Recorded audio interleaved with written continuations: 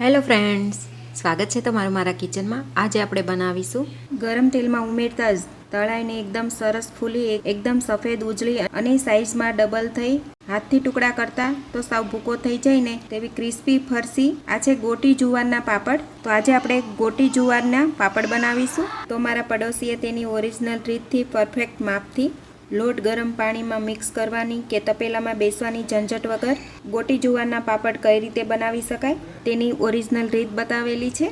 તો આજે હું તમારી સાથે ગોટી જુવારના પાપડ કઈ રીતે બનાવી અને આખા વર્ષ માટે સ્ટોર કઈ રીતે કરી શકાય તેની રીત બતાવીશ। તો આ પાપડ બનાવવા માટે આપણે ગોટી જુવારનો લોટ લેવાનો છે। તો ગોટી જુવારના પાપડ બનાવવા માટે અહીંયા સૌથી પહેલાં 2 કિલો જુવારના લોટ સામે આપણે 6 લીટર પાણી લેવાનું છે। 6 લીટર પાણીને એક મોટા પહોળા વાસણમાં કે તપેલામાં ઉમેરી દેવાનું। હવે આ પાણીને આપણે સારી રીતે ગરમ કરી લેવાનું છે। તપેલાને તમારે ઢાંકણ ઢાંકી અને ગરમ કરવું હોય તો એ રીતે તમે ઢાંકણ ઢાંકીને સારી રીતે ગરમ કરી શકો છો। તો હવે તમે અહીંયા જોઈ શકશો કે પાણી આપણું થોડું ગરમ થઈ ગયું છે। તો તેની અંદર હું એક નાનો વાટકો છે તે ભરીને અજમો ઉમેરી દઈશ। તમારે અજમાનું પ્રમાણ તમને જે રીતે ભાવે એ રીતે ઉમેરી શકો છો, પણ અત્યારે મેં અજમાનું પ્રમાણ સારા એવા પ્રમાણમાં લીધેલું છે। તો અત્યારે મેં 2 કિલો જુવારના લોટ સામે 6 લીટર પાણી લીધેલું છે। આ પરફેક્ટ ખીચું બનાવવાનું માપ છે, તો તમે આ માપ ફોલો કરી શકો છો। આ માપથી પાપડ એકદમ સરસ પોચા અને ક્રિસ્પી બને છે। અને સાથે જ મેં એક વાટકો ભરીને તલ લીધેલા હતા। તલને મેં 10 મિનિટ માટે આ રીતે પાણીમાં પલાળીને રાખેલા છે। તલને પાણીમાં પલાળવાથી જ્યારે આપણે પાપડ તળીએ ત્યારે તે ફૂટતા નથી, એટલા માટે પલાળીને ઉમેરવા જરૂરી છે। હવે તેની અંદર એક વાટકો ભરીને હું નમક ઉમેરી દઈશ। નમકનું માપ તમે તમારા ટેસ્ટ પ્રમાણે પ્લસ કે માઇનસ કરી શકો છો। અહીંયા તમે જોઈ શકશો પાણી આપણું થોડું ઉકળવા લાગ્યું છે, પણ આ જ રીતે આપણે પાણી હજુ 10 થી 15 મિનિટ માટે ઉકાળી લેવાનું છે, જેથી આપણું પાણી સરસ પાકીને તૈયાર થાય।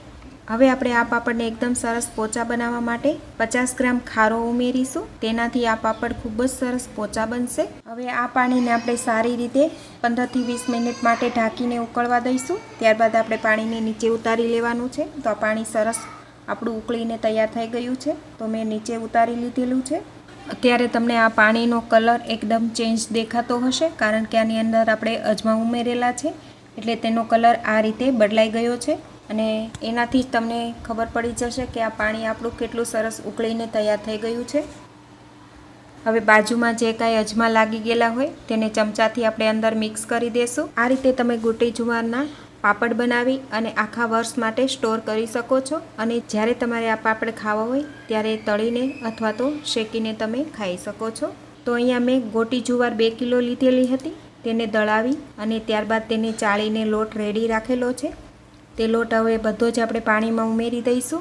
તો આજે આપણે ખીચું અલગ રીતે જ બનાવીશું। તપેલામાં ખીચું મિક્સ કરવાની કે બેસવાની ઝંઝટ વગર એકદમ સહેલી રીતે આ ખીચું આપણે રેડી કરવાનું છે। હવે તેને આપણે કોઈ પણ વેલણથી અથવા તો આ રીતે કોઈ મોટી લાકડી હોય તેનાથી મિક્સ કરી લેવાનું છે।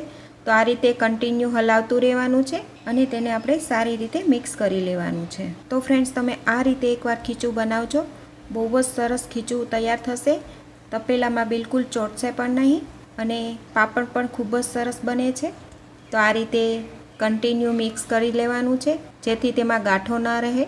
એક સાઈડ કોરો લોટ રહી ગયો હોય તો તપેલાને ફેરવી ફરી સારી રીતે મિક્સ કરી લેવાનું છે।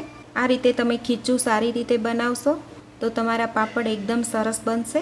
આ રીતે બરાબર મિક્સ થઈ જાય ત્યારબાદ આપણે તપેલાને ઢાંકી અને 10 થી 15 મિનિટ માટે રહેવા દઈશું। અત્યારે મેં રેસ્ટ આપેલો છે, તમે ન આપો તો પણ ચાલે। આ ખીચું તમે તરત જ બાફીને પાપડ બનાવી શકો છો, પણ અત્યારે હું તેને 10 થી 15 મિનિટ માટે ઢાંકીને રેસ્ટ આપીશ, જેથી લોટ છે તે સરસ આ રીતે ગરમ છે તો કૂક થઈ જશે। હવે તેને ઢાંકી દઈશું અને થોડીવાર માટે રહેવા દઈએ। તો હવે આપણે 15 મિનિટ બાદ ખીચાને બાફીને તૈયાર કરીશું। તો તેના માટે એક તપેલીની અંદર પાણી મૂકેલું છે, તેના ઉપર આ રીતે આપણે કાણાવાળી જાળી મૂકીશું। તેની અંદર થોડો લોટ છૂટો મૂકી દઈશું। આ રીતે છૂટો લોટ મૂકવાથી એકદમ સરસ વરાળથી બધો જ લોટ આપણો બફાઈને તૈયાર થઈ જશે। આ રીતે જાળીમાં જેટલો લોટ સમાય એ રીતે આપણે લોટને ટુકડા કરી અને મૂકી દેવાનો છે। ત્યારબાદ તેને ઢાંકી એટલે 10 થી 12 મિનિટ માટે ઢાંકીને રહેવા દઈશું, જેથી આપણું ખીચું છે તે એકદમ સરસ રીતે બફાઈને તૈયાર થઈ જશે. તો હવે હું ઢાંકીને રહેવા દઈશ. હવે 15 મિનિટ બાદ આપણે લોટને ચેક કરી લઈશું. તો તમે જોઈ શકશો અહીંયા આપણા ખીચાનો કલર છે તે ચેન્જ થઈ ગયો છે, અંદરથી પણ સરસ કૂક થઈ ગયું છે. તો તેને આપણે નીચે ઉતારી લઈશું. તેને આપણે એક પ્લાસ્ટિકની જે કોથળી હોય છે તેના ઉપર લઈ લેશું અને તેને સારી રીતે આપણે મસળી લેવાનો છે. આની અંદર આપણે તેલનો બિલકુલ ઉપયોગ નહીં કરીએ, જેથી આપણે લાંબા સમય સુધી આ પાપડને સાચવી શકાય છે. કારણ કે તમે આની અંદર તેલનો ઉપયોગ કરશો તો થોડોક ટાઈમ થાય એટલે તેલની સ્મેલ આવવા મળે છે પાપડમાં. તો આજે આપણે બિલકુલ તેલનો ઉપયોગ નહીં કરીએ અને આ પાપડ તૈયાર કરીશું. હવે લોટને આપણે સારી રીતે આ રીતે તમને જે રીતે વિડીયોમાં બતાવીએ છીએ એ રીતે તમારે મસળી લેવાનો છે. જ્યારે ગરમ હોય ત્યારે મસળશો એટલે તે એકદમ સ્મૂથ તૈયાર થઈ જશે. હવે તમને આ ખીચું દેખાઈ રહ્યું હશે, એકદમ સ્મૂથ તૈયાર થઈ ગયું છે. હવે આ ખીચું છે તેની અંદરથી થોડો પાર્ટ અલગ કરી લઈશું અને તેમાંથી નાના નાના લુવા બનાવી લઈશું. જે સાઈઝના આપણે પાપડ બનાવવા હોય એ રીતે આપણે લુવા બનાવી લેવાના છે. તો અત્યારે હું મીડિયમ સાઈઝના પાપડ બનાવી રહી છું. તો આ રીતે હું લુવા બનાવી રહી છું. તો અહીંયા હું પાપડ દબાવીને બનાવી રહી છું. તો આ રીતે પાપડ બનાવવાની જે પાટલી આવે છે તે લીધેલી છે, તેની ઉપર આપણે બટર પેપર લઈશું અને એક લુવો મૂકીશું અને તેના ઉપર બીજું બટર પેપર મૂકી અને તેને પ્રેસ કરતાં દબાવી લઈશું અને પાપડ રેડી કરી લઈએ. તો આ જ રીતે બાકીના બધા જ પાપડ આપણે દબાવીને તૈયાર કરી લઈશું. સાથે સાથે આપણે પાપડને સૂકવતા પણ જઈશું. તો જોયું ને ફ્રેન્ડ્સ, પાપડ બનાવવા કેટલા સહેલા છે અને તેને સૂકવવા પણ ખૂબ જ સહેલા છે. તો આ રીતે મેં ગોટી જુવારના પાપડ બનાવીને તૈયાર કરી લીધેલા છે. હવે પાપડને મેં આ રીતે રૂમમાં સૂકવી દીધેલા છે.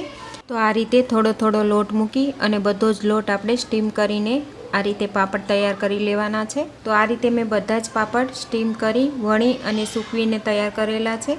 તો અહીંયા તમે જોઈ શકશો બધા જ પાપડ આ રીતે મેં પહેલાં રૂમની અંદર સૂકવી દીધેલા છે. બીજે દિવસે તમે એક દિવસ માટે તડકામાં સૂકવી શકો છો. સારી રીતે પાપડ સુકાઈ જાય ત્યારબાદ તમે એરટાઈટ ડબ્બામાં ભરી આખા વર્ષ માટે સ્ટોર કરી શકો છો. તો આ રીતે મેં પાપડ બીજા દિવસે એકદમ સરસ રીતે તડકામાં સૂકવી દીધેલા છે, જેથી એકદમ સરસ કડક અને ક્રિસ્પી થઈ જાય. તો અહીંયા તમે જોઈ શકશો આપણા પાપડ છે તે એકદમ સરસ ક્રિસ્પી અને બધા જ પાપડ તિરાડ વગરના તૈયાર થઈ ગયા છે. હવે આ પાપડને તમારે એરટાઈટ ડબ્બામાં ભરી અને આખા વર્ષ માટે રાખી દેવાના, જેથી આ પાપડ સારા રહે. તમે આ પાપડને 1 વર્ષ અથવા તો 2 વર્ષ સુધી પણ સ્ટોર કરી શકો છો. હવે આપણે પાપડને તળીને તૈયાર કરીશું. આ પાપડને તમે શેકીને અથવા તો તળીને બંને રીતે ખાઈ શકો છો. તો પહેલાં આપણે પાપડને તળીને તૈયાર કરી લઈશું. તો તેના માટે મેં તેલ ગરમ થવા માટે રાખી દીધેલું હતું. તેલ આપણું સરસ ગરમ થઈ ગયું છે. આ રીતે તેલ ગરમ થાય એટલે પાપડને આપણે તેલમાં ઉમેરી દઈશું અને આ રીતે પાપડ તળાશે એટલે ફૂલવા લાગશે અને તેની સાઈઝ છે તે ડબલ થઈ જશે અને એકદમ સરસ ઉજળો દેખાશે. તો અહીંયા આપણા ગોટી જુવારના પાપડ બનીને તૈયાર છે. તમે જોઈ શકશો આ પાપડ કેટલા સોફ્ટ અને ઉજળા બન્યા છે અને સાથે ક્રિસ્પી પણ એટલા જ બન્યા છે. તો ફ્રેન્ડ્સ, તમે આ રીતે એકવાર ચોક્કસથી આખા વર્ષ સાચવી શકાય તેવા આ ગોટી જુવારના પાપડ જરૂરથી એકવાર બનાવજો. અને તમને આ રેસીપી ઉપયોગી અને ગમી હોય તો કમેન્ટ કરીને જરૂરથી જણાવશો કે તમને આ ગોટી જુવારના પાપડની રેસીપી કેવી લાગી. તો આ રીતે તમારા ઘરે ચોક્કસથી ગોટી જુવારના પાપડ બનાવજો. અને રેસીપી તમને ઉપયોગી અને સહેલી લાગી હોય તો વિડીયોને લાઇક અને તમારા ગ્રુપમાં શેર કરી દેજો. અને સાથે મને કમેન્ટ કરીને પણ જરૂરથી જણાવશો કે તમને આ પાપડની રેસીપી કેવી લાગી. અને સાથે જ મારી યુટ્યુબ ચેનલને સબસ્ક્રાઈબ કરી દેજો. તો ફ્રેન્ડ્સ, ફરી મળીશું આવા જ નવા વિડીયો સાથે. Thanks for watching.